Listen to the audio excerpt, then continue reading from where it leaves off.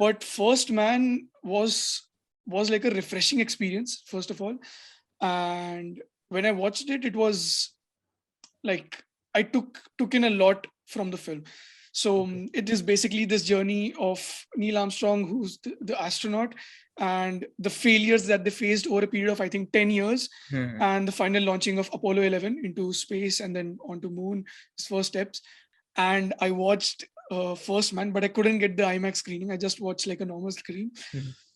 and I'm telling you, it was one of the craziest, one of the great, finest experiences in theater, in cinema, because it felt like I was part of the whole process. Like the whole experience was more to do with the sound, the way it is shot, the characters, everything just felt so tangible that it felt like I always advocate like cinema going experience is the best thing. If you like, the best way to watch a film is to watch it at cinema.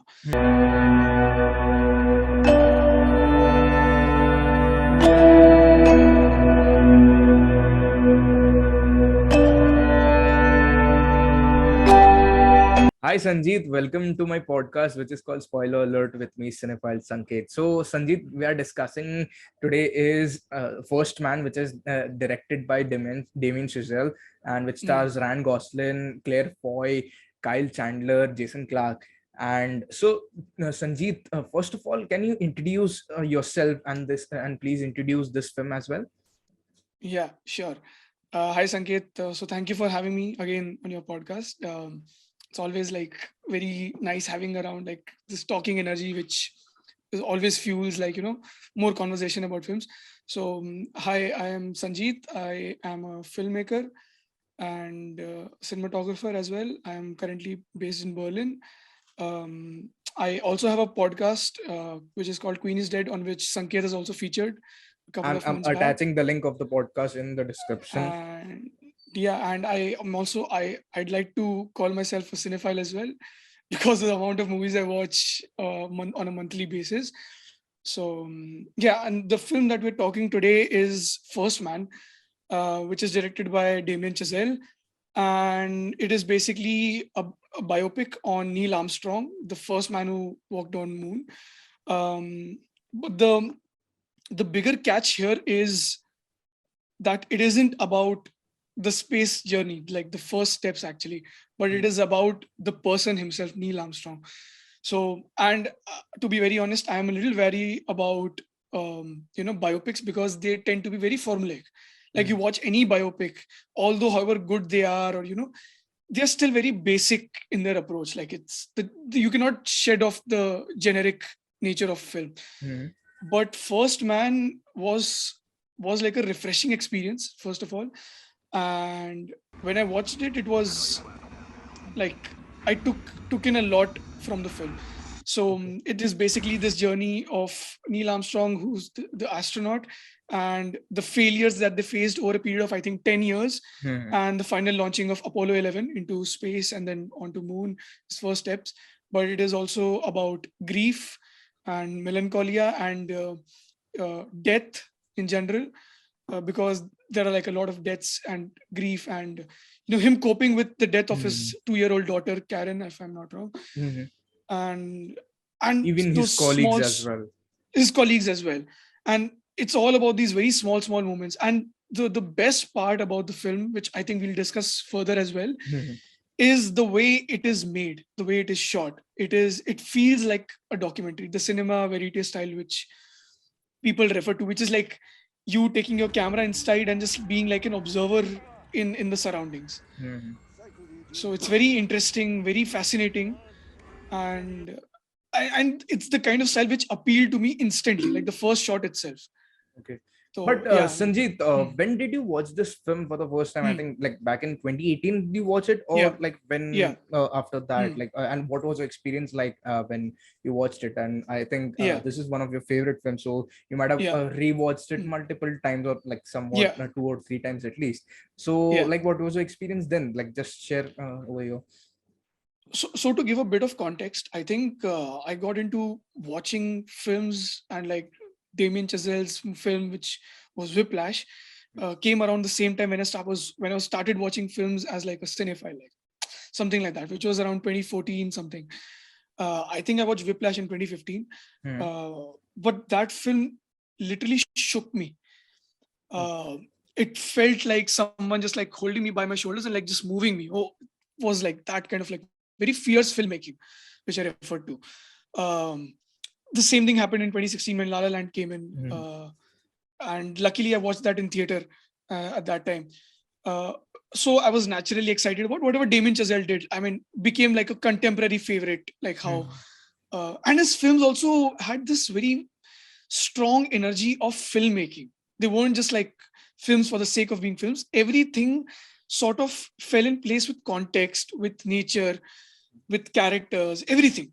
From like you see Whiplash to La La Land um, and First Man itself. Also, if you want to check out his first film, Guy and Madeline on Bench, is also pretty solid, if I must say. But then when I heard that First Man was like a biopic that he picked up as his new project, I was a little taken aback. And because biopics are not really my first things that that I'll be attracted to or like Fair consider enough. myself as first film to be watched or something. Hmm. But considering Damien Chazelle, I was still like I had some hopes. Maybe it's a little different, and it had Steven Spielberg attached as executive producer, if I'm not wrong. Oh. Yeah.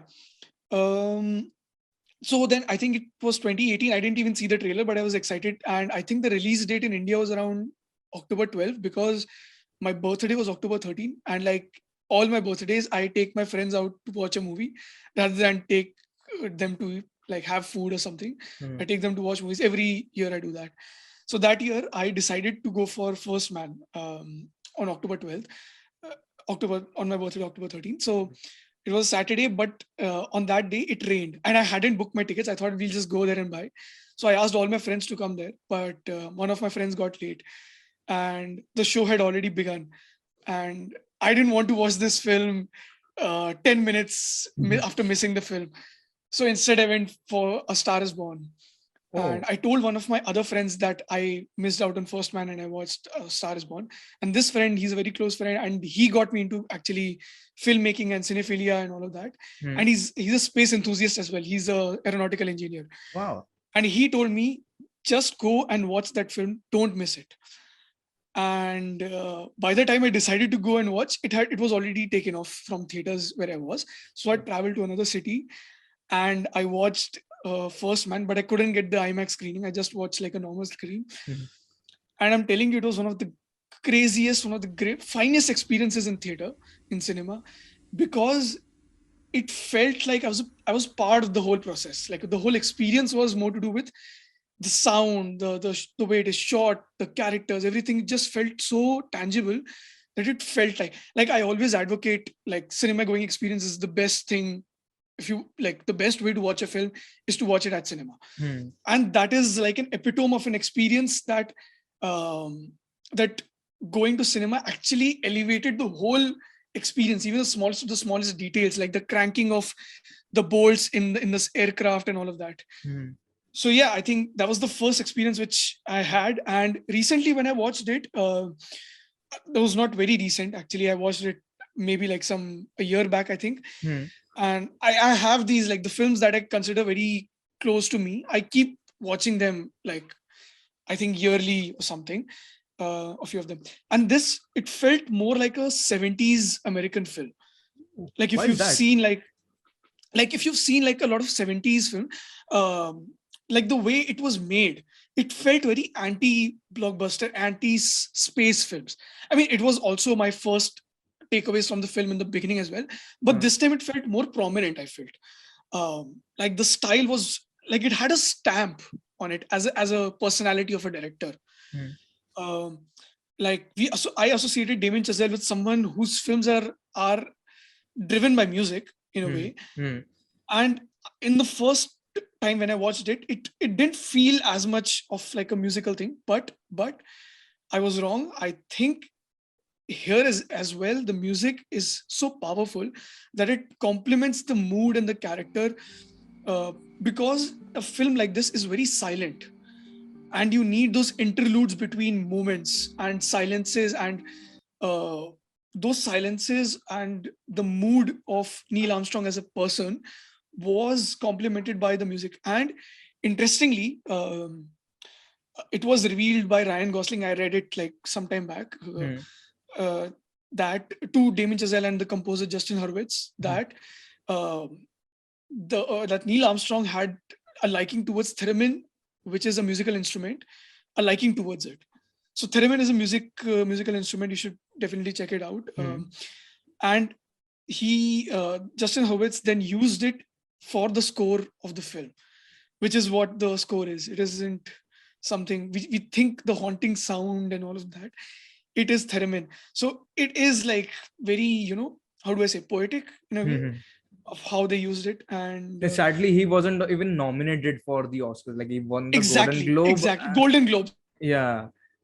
I remember, because I was desperate for him to win something, because the score was magnificent, as good as the direction probably, or like how good every aspect of the film is. I mean, we'll Hmm. come to that later as well. Hmm. But I think it was nominated for a few. I think it won visual effects, if I'm not wrong. Yeah, it won the Visual Effects Award. Yeah. Visual effects, it won. I think one Hmm. award it won. That is what my Hmm. memory is. But yeah, the 70s point being, like, the director, if you see 70s films like The Conversation, like Hmm. Coppola's Conversation, or Hmm. it had a directorial stamp on it. Hmm. It also had the lonely man storytelling, but this is not like an anti-character, anti-hero Hmm. personality here. Hmm. This is more about like a person who was like a hero, but you see him as a person, not as a hero, Yeah, which is why the exactly. cinema verite style is so interesting. So yeah, I mean, these were my Hmm. experiences of the few watches that I've had. Actually, this was the talk of the town, like, for Hollywood, Hmm. because in 2018, like, people were actually excited to watch this film. Like, Hmm. I Hmm. know, because I used to follow all those trades and like the Hollywood Reporter Hmm. Hmm. and Hmm. the Hmm. Hmm. IndieWire Hmm. and Variety. Yeah. And after La La Land, like, people were excited because Damien Chazelle is coming up with a new film, and he is bringing his whole team, like, Hmm. like, Hmm. Hmm. Justin Horowitz, and I think and other Linus few people as Sandgren. Linus Sandgren as well, and even Ryan Gosling as well. So, like, Hmm. I too Yeah. was excited about this film. I don't know why I didn't watch this film in theaters, and Yeah. like in 2018, I don't know Yeah. why, but like, I wasn't that excited to watch this film, and wasn't even nominated for in like those big shot awards Oh, in the Oscars, yeah. Yeah. like Yeah. those best Surprisingly. pictures, best directors award. Like, Hmm. Hmm. Hmm. yeah, I don't know. Like, I think maybe for like for this thing, what do you say, best cinematography, I think, but like all those technical awards, it was nominated, but it Best wasn't. production design also, if I'm not wrong. Maybe, yeah, it Yeah. can be, Yeah. but the thing is, it was like, all those hype and all those things went down, like, Hmm. went down south, Yeah. because I Yeah. don't know Because why, of because box office failure, I think. I don't know, Yeah. because of box office failure, I don't know, but the thing is, like, it was overpowered by all the fame of A Star Is Born, and even like other films as Hmm. well. Hmm. Hmm. That's the reason, I think. Yeah. And like, that's the reason it didn't garner Yeah. much Hmm. like attention from the academy viewers and Mainstream audiences also, actually. mainstream audience as well, exactly. Like, Hmm. people were much excited to watch A Shape of Water, or this thing, A Star Is Born Yeah. as well. I think at that time Venom had also come out, if I'm not wrong. Venom, exactly, Venom And as Venom well. was like a raging success, and Star is Born was like a raging success. I think it had like a 1 week gap between all these films and all of that. And I don't. It Exactly. was pretty high Maybe, maybe. budget film, and it Hmm. didn't make like a lot of money, if Hmm. I'm not wrong. Oh, yeah, yeah, exactly. But finally, actually, to October 2021, I got Hmm. to watch this film, and I Yeah. was like, uh, it was amazing. I was shocked that, wow, such a film has been made, like, about Yeah. Neil Armstrong, and like, and even those other astronauts as well, like the other Hmm. two, Hmm. Buzz Hmm. Hmm. Hmm. Aldrin, Hmm. and the Yeah. third Yeah. one, I think I'm forgetting the name of the third one, uh, uh, Yeah.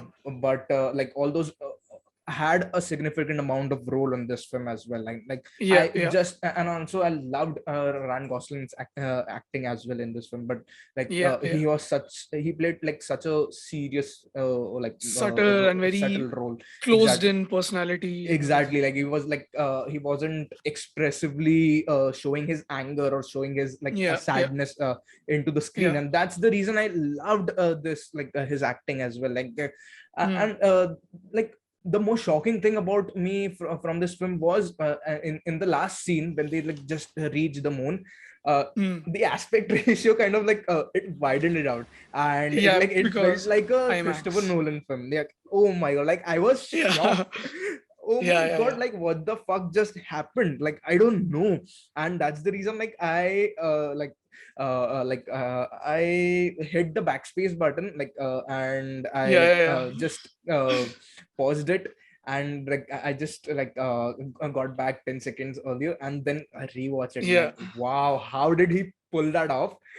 yeah, And yeah, like, oh my god, like I was just shocked about seeing the space in those IMAX filmed yeah, yeah, cameras. And like I was so it was so shocking and so amazing. Like that's the yeah. like the main reason I loved that film. And even uh, the film when the film actually got over, I got to watch the, I would say, the DVD the things as well, like the Extras, extras. Yeah, exactly. commentary and The everything. Yeah, DVD, yeah. not the commentary, but like the DVD extras where like Mm-hmm. how the training was happening, like what Mm-hmm. got behind the like all those uh, visual effect shots, like those shots in Mm-hmm. NASA and all those stuff. And actually got to know that Ryan Gosling and all those actors actually uh, and they shot the film in NASA space stations and all those like Mm-hmm. Mm-hmm. those Yeah, offices yeah, yeah. in US.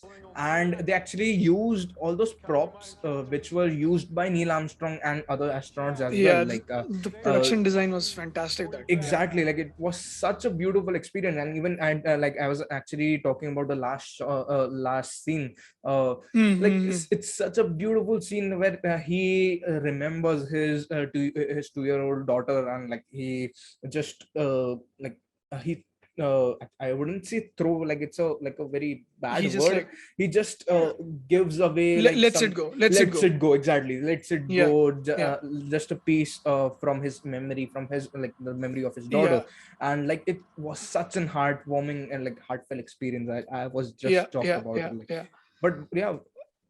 No, but like the thing is, this film is like very allegorical heavy. I feel because there's like a lot of symbolism and all of that. He's looking towards moon in a lot of scenes, and all of that. And then when he actually goes there, that is like catharsis in a way when he lets Mhm, go of that band, because he has that band in the first scene where she her daughter passes away, and he's looking at it while she's like sleeping, I think, if I'm not wrong. mhm, And then when she actually pass after the funeral, I think there is that one scene where he's just sitting at his study, and then he actually breaks down, like he like sobs like anything. mhm, And then at that moment he puts that band in a drawer and just shuts it. And that is the moment he shuts out all his emotions. He's like mhm, out. And the next time, and every time someone dies, like his colleagues die, like all the time he gets all these, it's a lot about failures as well, right? mhm, Like the failure of a lot of missions and everything, mhm, and the death of his colleagues every time he's at some place, and he gets to know that Gemini 5 failed, mhm, Apollo testing failed, his friends were burnt inside the shuttle. I think that was a mhm, heartbreaking scene though. And he doesn't cry, he just like soaks it in, mhm, completely soaks it in. And he just shuts it off from his family as well. He The more the failures he kept on seeing, the more he kept getting detached and everything. And at the end when he's there, um at the moon, when he lets it go, you see like his eyes tearing up, but he doesn't cry. But that is that moment of like just letting go, and you feel it because it gets translated equally. mhm, Yeah, but like the interesting parts being like it's not like about the space thing, it's about the dinner table conversations and mhm, everything. And the contrast is crazy good, like how you spoke about the ending, right? mhm, In the first half, it's, if you see like the camera work, it's all like very zoom lenses. It's like someone just standing and observing them and Hmm. everything, like, right? Hmm. Very tight shots, very close up to faces, and Hmm. very grainy. It's shot on like 16 millimeter film. Oh. And when it goes to the moon, it Hmm. changes its ratio to a bigger one, and it becomes like, I think the ratio becomes from 2.39 is to 1 to 1.09 is to 1, which basically expands and becomes that IMAX ratio. Hmm. And that part is shot on IMAX. Hmm. And that is like a complete contrast to what you saw in the beginning, like Hmm. visually as well as like achievement wise, right? Hmm. You're in space, like you're on moon. Hmm. So I mean, all these are like very interesting technical choices, and like the making is fantastic. Like the nuts and it's called, I refer to it as like nuts and bolts of filmmaking, because it is really just you're making all these things, all these good decisions to complement and mean something. Hmm. And it is literally about those nuts and bolts in the spacecraft. When you're sitting and you hear those cranks, like I was like, what's going to happen at the end, right? Like, Hmm. it's not like a spoiler alert, like they reach on moon. But in those moments when he's in those shuttles, like there are like a couple of scenes, right? Hmm. When the spacecraft moves, like it's like da da da da da da. And if you remember the 2001 Space Odyssey scene, where you see the face of the character and it just goes like moving sideways when the spacecraft move. I haven't Here, watched that film yet, actually. here, okay, so that is backed up by different aesthetics, but here Hmm. the aesthetics are so real. The sound is so good that you feel that the spaceship is just going to break off and he's just going to just like it's going to blast, Hmm. because it feels like that. It feels like cranky old. And there are like shots of these point of view shots of these nuts and bolts in the spacecraft itself. So it's just like so well done, like everything is in sync, like Hmm. the production design, the way it's shot, the acting, the music, Hmm. everything, like you name it, and it's like almost like But Sanjeet, so since well done. you yourself are a cinematographer, Yeah, and like uh, I know you have watched this film like multiple times, as like you might have watched this film as like from a cinematographer's eye as well. So mhm. how did you like the cinematography of the film? Like I personally think like it was like such a beautiful experience, like shooting Yeah, all those scenes in a cool colors with cool like blue colors as well. yeah. So like what do you think about that? So I think what people mostly confuse cinematography with is beautiful shots, right? Mhm. I mean, that's like a general misconception of an average person watching films. He's like, oh, if you see like a wide with like clouds in the background, landscapes, you're like, oh, this is beautiful, right? I mean, that's a general misconception, and nobody is to be blamed, but the like just the media not putting it out like how things are actually done, Mhm. right? The media doesn't put it out in Mhm. the right possible manner, or like Mhm. in an Mhm. educational way of putting it out in public. So I think cinematography is good when it complements the subject, according to me. Mhm. It should, the treatment of everything that you do, every decision that you make behind the scene has to be for the film and the decision of the director, whatever he or she chooses to make.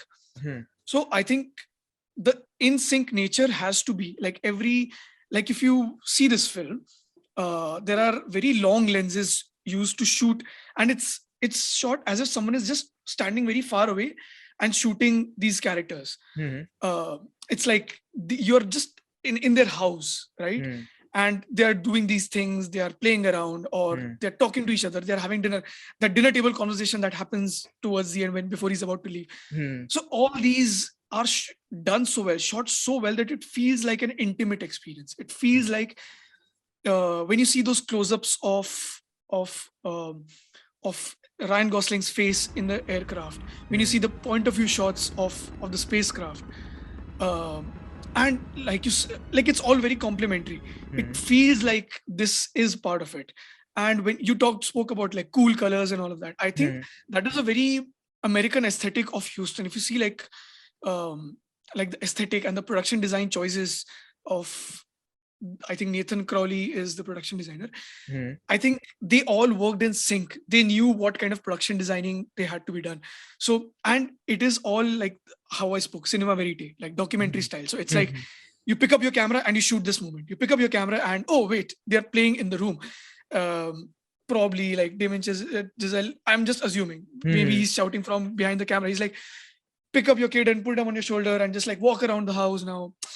Like these kind of things, they are very, instantaneous in the moment, and they feel like that as well. So like it just feels so, I mean, and it's all decisions made behind the scenes before going. It's all preparation. Like, Okay. when they were sitting, they were like, okay, what if we make a film which doesn't feel like it's a space film? It feels like it's an intimate character film. Like it's about like a character study actually in its actuality. If you see, it's an character study. Exactly. So how do we do it? How do we plan it? How do we shoot it? And they're just sitting, they're brainstorming, they come up with decisions like these. It feels like someone is making this as an archival footage. And this has a very specific quality which I really like, is the 360 view, which is more to do with wherever the camera points, it feels like it hasn't been fabricated, it hasn't been placed there, it just exists. Okay. Right. So this is like a lot of coordination between the production designer and the cinematographer and as when they were making it, they must have lit up everything equally, because they can just go there and just shoot it, because it's everything is just there ready, and they can just like, so it's all like planning. And when they go from like 16mm film to IMAX, it just blows up, and then you see the scale and the expanse.